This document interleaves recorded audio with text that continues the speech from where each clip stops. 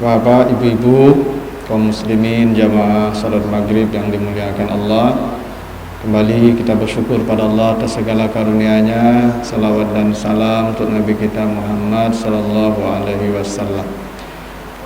Bapak Ibu yang saya muliakan, malam ini kita akan bahas ayat-ayat yang di sana Allah menjelaskan tentang penghuni lembah Jahannam. Jadi neraka Jahannam itu ada lembah, ya, seperti di bumi ini ada dataran yang sangat dalam dan rendah. Nah, dataran yang tempat yang dalam dan rendah itu namanya lembah, ya, lembah. Dan neraka juga begitu. Seperti yang saya sebutkan dulu di surat At-Tahrim ayat yang ke-6, bahwa neraka itu kata Allah seperti sumur yang dalam. Itu kenapa malaikat menjaga neraka itu di atas. Alaiha malaikatun ghilazun syidad. Di atas neraka itu dijaga oleh malaikat-malaikat yang kasar lagi bengis. Jadi malaikat menjaga neraka itu di atas, alaiha, di atas.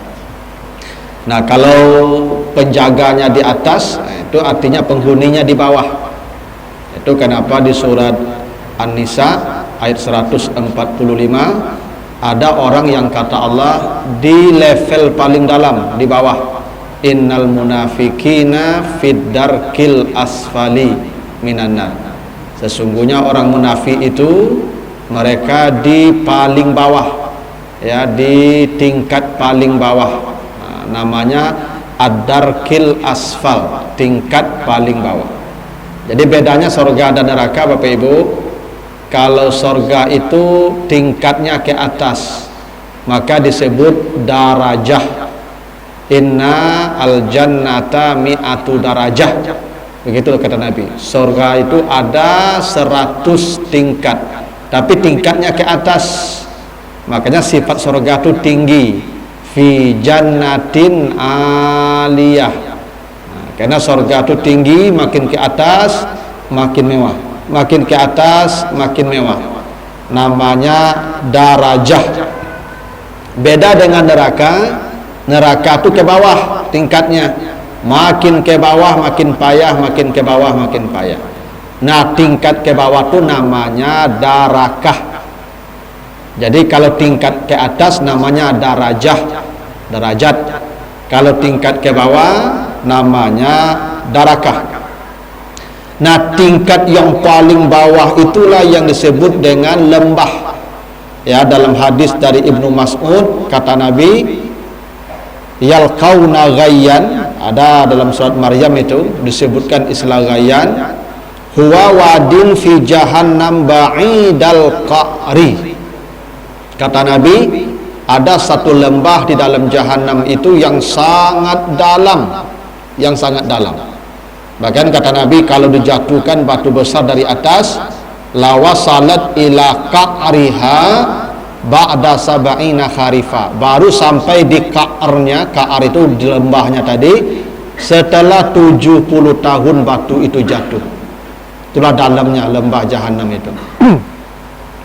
Dan dalam hadis riwayat At-Tirmizi, hadis riwayat dari Ali bin Abi Thalib, kata Nabi, ta'awwazu billah min jubbil huzni. Faqalu ya Rasulullah ma jubbul huzni? Qala wadin fi jahannam tata'awwazu minhu jahannam kulla yaumin alfa marrah.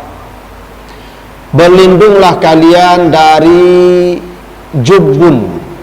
Nabi ditanya, apa itu jubbun ya Rasulullah? Kata Nabi, lembah di dalam Jahannam, yang neraka Jahannam sendiri berlindung dari lembah itu 1000 kali setiap hari. Jadi dasarnya Pak Ibu, dari lembah Jahannam itu neraka pun takut. Bayangkan ya, dasarnya lembahnya itu. Hingga neraka pun berlindung dari lembahnya itu 1000 kali setiap hari. Karena diceritakan lembah Jahannam itu apinya paling dahsyat, dan apinya bersifat kanibal karena dia makan api. Ya, jadi api yang ada di lembah itu makanannya api. Kalau api yang lain jahanam itu makanannya batu dan manusia. Tapi yang lembah jahanam itu makanannya api. Karena begini Pak Ibu. Bapak Ibu kalau yang belajar fisika tahu itu. Api itu kalau sampai temperatur paling tinggi, dia makan api itu. Dia akan kanibal. Jadi api itu bisa kanibal kalau sampai temperatur paling tinggi itu. Nah, api jahanam api yang kanibal. Maka makanannya api. Nah, itulah kenapa jahanam pun takut dengan lembah itu. Karena dia makan api pula. Ya, begitulah satu tempat yang akan dihuni oleh sebagian manusia. Nah, Bapak Ibu, di dalam Al-Quran lembah jahanam itu ada 3 sebutannya. Ada 3 sebutannya. Pertama disebut dengan sakar. Nanti Bapak Ibu baca surah Al-Mudassir ayat 26 sampai 28. Al-Mudassir 26 sampai 28. Sa'uslihi sakar wa ma adraka ma sakar la tubqi wa la tazar. Di Al-Mudassir 26 sampai 28. Akan dimasukkan dia ke dalam sakar. Tahukah kamu apa itu sakar? Sakar itu kalau masuk ke dalamnya apapun tidak ada yang bersisa. Inilah dahsyatnya sakar itu ya, lembah itu ya. Kalau masuk apapun ke dalamnya tidak bersisa. La tubqi wa la tazar. Begini Ibu, neraka itu kalau manusia masuk ke dalamnya itu masih bersisa. Kenapa masih bersisa? Karena neraka hanya memakan kulit. Kullama nadijat juluduhum baddalnahum juludan ghairaha. Itu kata Allah di surah An-Nisa ayat 56. Kalau orang masuk neraka, habis kulit, hangus kulit, diganti kulit baru. Nah, jadi orang kalau masuk neraka itu Ibu, yang dibakarnya kulit saja. Hangus kulit, habis kulit, ganti kulit baru. Begitu terus. Yang badan, yang tulang, tidak apa-apa. Supaya apa? Supaya sakitnya baru terus. Itu kenapa kulit diganti. Karena yang merasakan sakit itu kulit. Beda dengan sakar, lembahnya. Tidak ada satupun yang bersisa. Habis semua. La tubqi wa la tazar. Itu yang disebut dengan lembah sakar namanya. Yang kedua lembah itu namanya ghayyan. Ini disebutkan di surat Maryam ayat 59. Fa khalafa min ba'dihim khalfun adaa'us salah wattaba'us syahawat fasawfa yalqauna ghayyan. Akan datang satu generasi di belakang mereka, yang generasi itu orang-orang yang menyia-nyiakan salat dan mengikuti syahwat mereka, maka mereka akan dimasukkan ke dalam ghayyan. Nabi ditanya, apa itu ghayyan? Kata Nabi, wadi fi jahannam. Ghayyan itu lembah di dalam jahannam. Nah, jadi yang kedua, lembah itu disebut dengan kata ghayyan. Ya, disebutkan di surat Maryam ayat 59. Yang ketiga, lembah neraka itu disebut dengan kata wailun. Well. Ya, nah itu lembah. Nah, itu disebutkan di surah Al-Maun ayat 4 sampai 5. Fawailun lil musallin. Lembah neraka bagi orang yang salat. Aneh ya, orang salat ya. Tempatnya lembah. Allazina hum an salatihim sahun, yaitu mereka yang lalai dari salatnya. Hebatnya apa Ibu ya? Hebatnya ternyata lembah jahanam itu penghuni pertamanya semuanya terkait dengan perkara salat. Coba Bapak Ibu baca surah Al-Mudassir tadi tentang sakar. Kan sakar tadi ya. Baca surat Al-Mudassir 43 sampai 44 ya, 42, 43, 44. Masalakakum fi sakar. Apa yang membawa kalian masuk ke sakar ini? lembah jahanam tadi. Qalu lam naku minal musallin, mereka menjawab dulu kami tidak salat. Ternyata salat Pak perkaranya. Jadi orang yang masuk ke lembah itu perkara salat. Dulu kami tidak salat. Bapak Ibu kalau baca tadi surat Maryam tadi, ya, siapa yang masuk rayyan tadi? Allazi adha'us salah. Ya, fa khalafa min ba'dihim khalfun adha'us salah. Mereka yang menyia-nyiakan salat. Kalau yang masuk sakar tadi yang tidak salat. Siapa yang menghuni sakar tidak salat. Sakar tempat. Siapa yang menghuni rayyan yang menyia-nyiakan salat. Yang menyia-nyiakan salat itu menganggap sepele. Salat dianggap remeh. Ya. Ini anak-anak kita banyak begitu tuh, Ibu. Oh, salat lain. Kolah. Entah lain. Itu namanya menyia-nyiakan. Menganggap ringan, menganggap remeh salat itu. Dianggap salat itu tidak penting. Ya. Nah, orang yang menyia-nyiakan salat itu tempatnya rayyan. Kalau tadi yang tidak salat sakar. Sekarang yang menyia-nyiakan salat rayyan. Kalau surah Al-Ma'un tadi kata Allah apa? Siapa yang menempati well al-musallin, orang yang salat juga.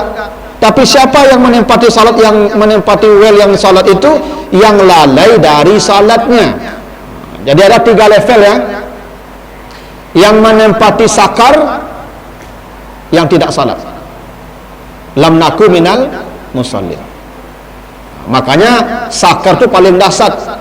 La tubqi wa la tazar. Siapa yang menempati rayyan yang menyia-nyiakan salat, yang meremehkan salat. Dia salat, tapi salat dianggap tidak penting. Dianggap ya perkara remeh saja. Ya, itu namanya adha'us salat. Tempatnya rayyan. Yang ketiga tempatnya well. Kalau ini orangnya salat tapi dia lalai dari salat. Bukan lalai dalam salat ya. Ini lalai dari salat. Sebab Bapak Ibu, lalai dari salat, lalai dalam salat beda. Allah tidak mengatakan allazina hum fi salatihim sahun, tapi allazina hum an salatihim sahun. Sebab kalau lalai dalam salat, semua kita pernah lalai. Kadang kita lupa jumlah rakaat, dah begitu. Kadang-kadang Bapak Ibu tagak katilah tagak Allah 3 ampek. Itu lalai namanya tu. Ya, kadang imam salah-salah baca ayat, lalai namanya tu. Ya, kadang Bapak Ibu ya lupa rakaat, 3 rakaat udah salam saja. Padahal dia harus 4 rakaat, lalai namanya tu. Tapi Allah tidak mengatakan lalai dalam salat. Kalau begitu semua masuk rakaat nanti. Yang dikatakan lalai dari salat. An itu maknanya al-bu'du. Dia salat, tapi salat itu tidak berpengaruh dalam hidupnya. Dia mengucapkan takbir, tapi sedikit saja ada masalah, mengumpat, mencela. Padahal dia takbir tadi. Allahu Akbar, ruku Allahu Akbar, sujud Allahu Akbar. Ada masalah, Allahu Akbarnya lupa. Padahal ketika dia jatuh, ketika dia tersungkur, tetap Allahu Akbar. Sekarang dia tersungkur di dunia ini, kenapa tidak Allahu Akbar? Itu yang lalai dari salat namanya itu.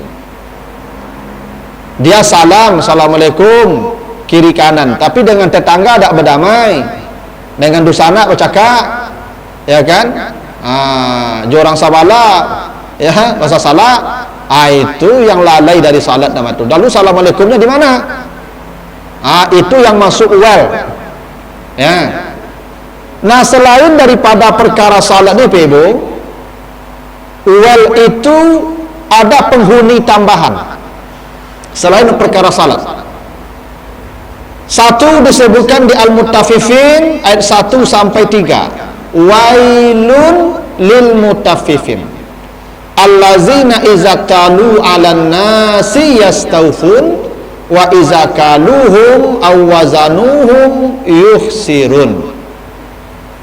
Lembah neraka bagi orang yang curang, yang apabila mereka membeli selalu minta dilebihkan dan ditambah, dan jika mereka menakar jadi penjual mengurangi takaran dan timbangan. Ini tempatnya well juga nih, lembah jahanam juga orang curang. Maka curang ini tidak boleh, ya, baik pedagang maupun pembeli. Ya, kecurangan itu umum sifatnya tuh. Ini sebentar lagi akan ada pemilu nih, ya, pilpres. Tolong Bapak Ibu yang ada di KPU jangan curang, jangan curang, jangan ditambah suara orang, jangan dikurangi suara paslon lain. Tempatnya lembah neraka, percayalah Bapak Ibu. Ya, kalau ada yang menambah, ya, sehingga menguntungkan pihak lain dan merugikan pihak lain, itu namanya curang. Sama yang jual bali itu Bapak Ibu kalau minta tambah itu kan rugi pembeli begitu. Curang, ibu untung. Itu curang itu. Ya, makanya saya sering mengatakan, Bapak Ibu kalau belanja tidak diperbolehkan minta tambah. Curang. Minta tambah itu tidak diperbolehkan, curang. Kalau ditambahnya hadiah, alhamdulillah. Tapi mengancam tidak boleh. Tambahlah Pak, ambo kan siko belanja tadi isut ambo ada kamari ambonya. Tak pasal tambah. Itu curang nama itu. Ya, itu namanya yastaufun. Curang itu melebihkan untuk kita, berkurang untuk orang. Kalau mereka menjual jadi pedagang, timbangan takaran dikurangi. Ini curang ini. Ya, Bapak Ibu, saya tidak tahu ya, katanya kalau beli BBM di pom bensin itu tidak cukup. Kalau belinya 10 liter 0,8 lenyap. Katanya begitu. Dan itu dari sono katanya, dari sono, dari atas. Ya. Curang itu. Dari presiden, menteri BUMN-nya, dirut Pertamina-nya, pegawainya, sama tukang, ya, colok ke dalam tank itu, sama semua tuh curang. Ya, tempatnya lembah neraka. Percayalah ada. Kalau Anda lihat aja nanti, ya, yang curang itu, ya, tidak boleh.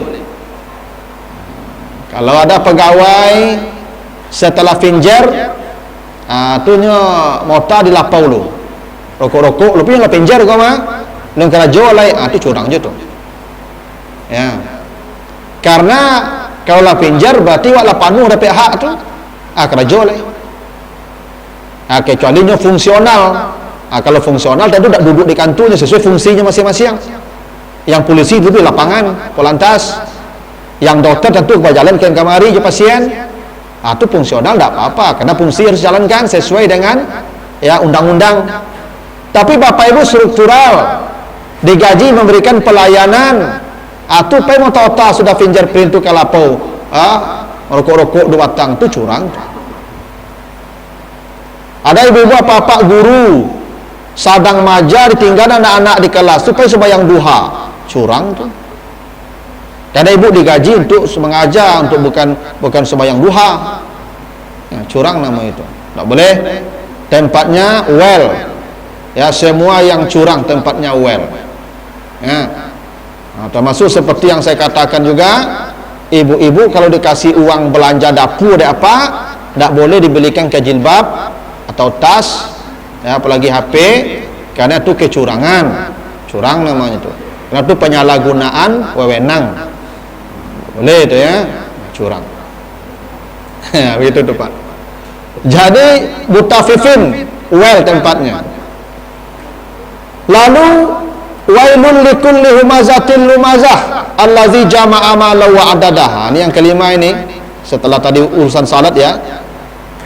Neraka well bagi semua orang yang lidahnya mengumpat dan mencela, yang menghimpun harta dan menghitung-hitungnya.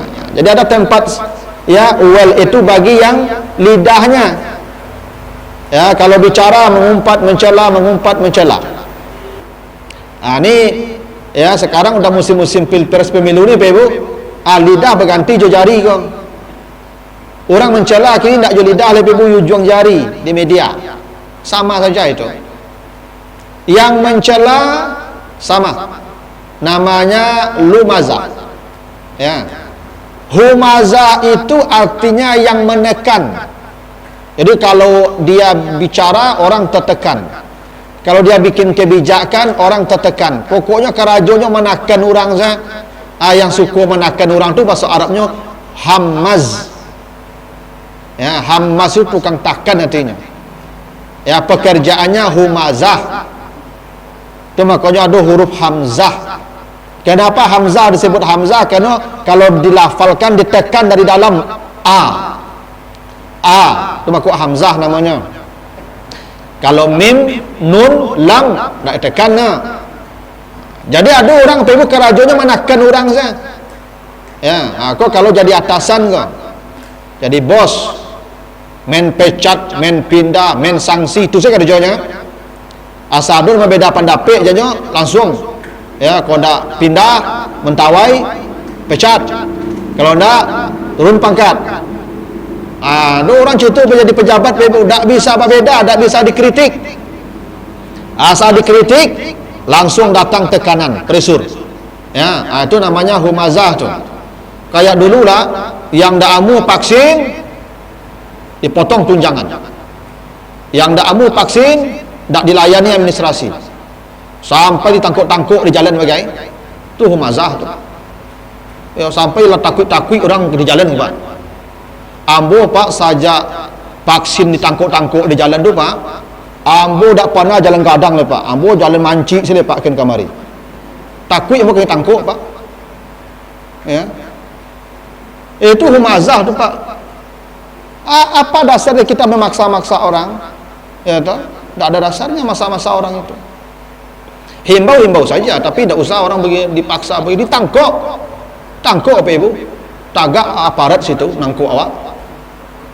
Kan tak mengerikan depan ibu tu. Tu humazah nama tu.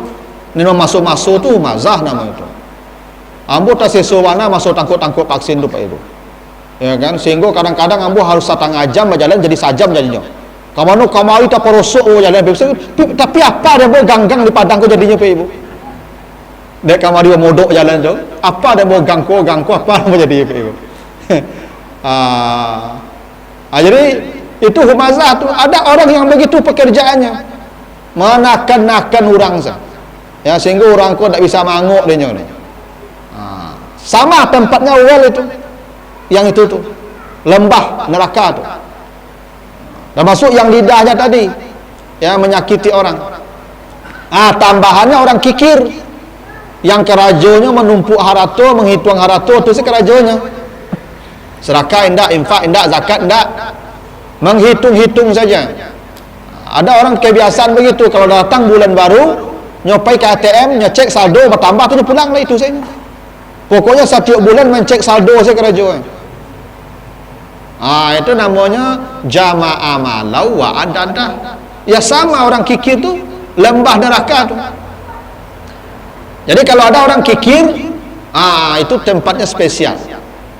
Itulah alasannya seorang istri diperbolehkan mencuri uang harta suaminya supaya suaminya tidak masuk well.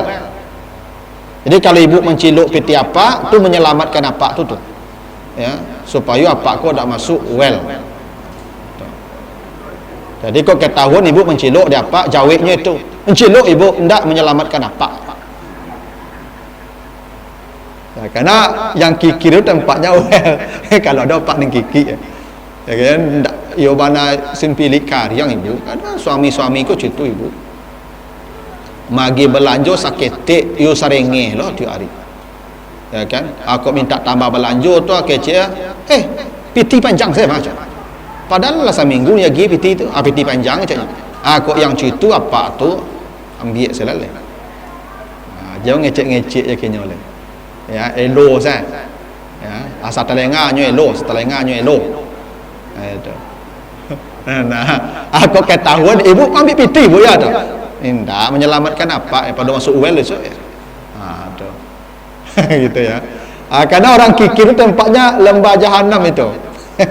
Kecil ibu-ibu ambon ne kocik ne niko ko kat juta rui nang bomaya ayat tu well ya